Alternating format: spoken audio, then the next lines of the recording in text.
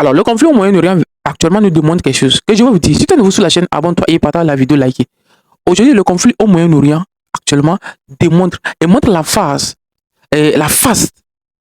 du conflit qui se passait au Soudan avant l'arrivée même, avant le début de la guerre en Irak.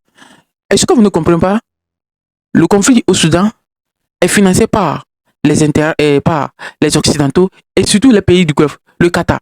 Depuis longtemps, le Qatar a été l'un des plus grands financiers du terrorisme, que ce soit en Afrique, au Moyen-Orient, dans les pays, certains pays arabes. Aujourd'hui, le conflit au Soudan a été déclenché il y a plus de 2 ans et ce conflit a été débuté par les pays du Golfe et surtout l'Israël, qui étaient des parrains des FSR, des forces de soutien rapide, qui voulaient faire déchirer le président au pouvoir. Ça vous dire à quel point ces gens sont prêts à détruire l'Afrique pour leurs intérêts. Des petits pays comme le Qatar, des petits pays comme l'Israël, qui s'insèrent en Afrique pour pouvoir diviser.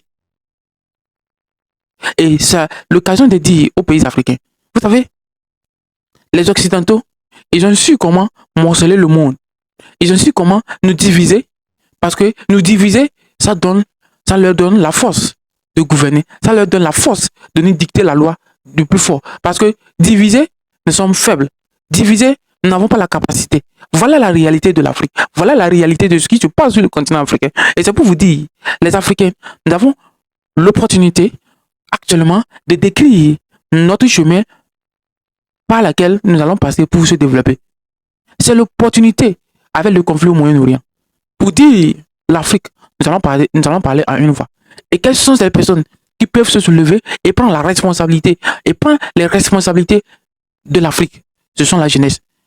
Parce que la jeunesse africaine compose plus de 60% de la population africaine est âgée autour de 35 et moins de 35 ans.